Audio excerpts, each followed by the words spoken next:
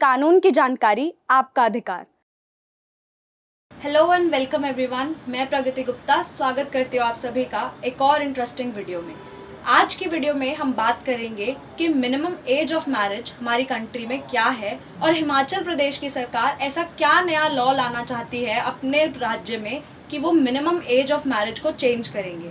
देखिए, हमारी कंट्री में मिनिमम एज ऑफ मैरिज इसलिए बहुत ज़्यादा ज़रूरी है क्योंकि हमेशा से ही विमेन और चाइल्ड का अब्यूज़ होता आया है।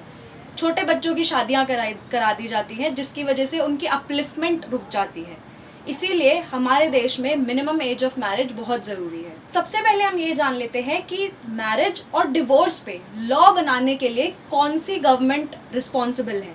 तो देखिए, ये कॉन्करेंट लिस्ट का पार्ट है। कॉन्करेंट लिस्ट के एंट्री 5 के अंदर सेंट्रल और स्टेट गवर्नमेंट दोनों ही रिस्पॉन्सिबल हैं मैरिज और डिवोर्सेस पर लॉ बनाने के लिए।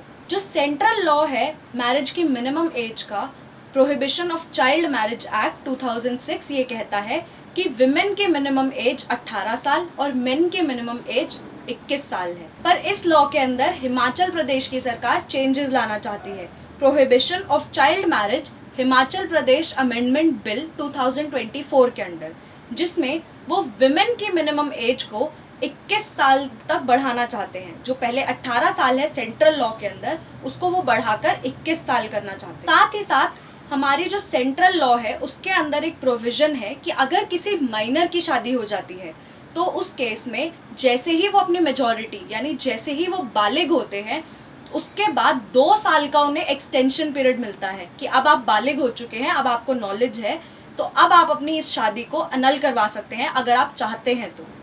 इसी पीरियड को विमेन के लिए सेंट्रल लॉ के अंदर 2 इयर्स रखा गया है, यानी 18 + 2 साल 20 साल तक की उम्र तक वो अपनी मैरिज अनल करा सकती हैं अगर चाइल्ड मैरिज हुई है। इसी प्रोविजन को चेंज करते हुए हिमाचल प्रदेश की सरकार इसको 21 साल मिनिमम एज बनाएगी प्लस 2 साल का उन्हें एक्सटेंशन पीरियड देगी, यानी अब वो 23 साल के होने के बाद तक भी अपनी चाइल्ड मैरिज को अनल करवा पाएंगी। साथ ही साथ हिमाचल प्रदेश की सरकार ये चाहती है कि सेंट्रल लॉ और स्टेट लॉ में हमारे राज्य में कोई क्लैशेस ना रहे। इसीलिए जो सेंट्रल लॉ के अंदर एक प्रोविजन है कि कस्टम या ट्रेडिशन अगर चाइल्ड मैरिज अलाउ करते हैं उसको भी हिमाचल प्रदेश की सरकार टोटली कैंसिल करना चाहती है। इस प्रोविजन को भी टोटली हटाना चाहती है। अगर ये बिल हिमाचल प्रदेश में पास हो जाता है तो सेंट्रल और स्टेट लॉ के अंदर बहुत बड़ा कॉन्फ्लिक्ट देखने को मिलेगा। जो कि 18 साल है विमेन के लिए, उसको बढ़ाकर 21 साल करेंगे वो अपने राज्य में। इस बिल को पास होने के लिए 3 तरीके का असेंट जरूरी है।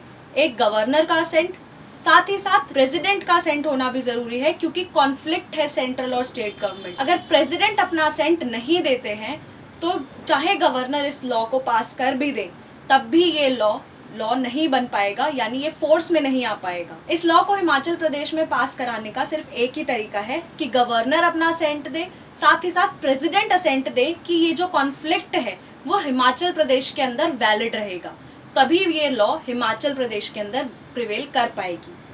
आपके इस लॉ पर क्या ओपिनियन है, क्या राय है, मुझे कमेंट्स में ज़रूर बताएं। अगर वीडियो अच्छी लगी तो लाइक करें। ऐसे और नॉलेजेबल वीडियोस के लिए मेरे चैनल को सब्सक्राइब कर लें। जय हिंद, जय भारत।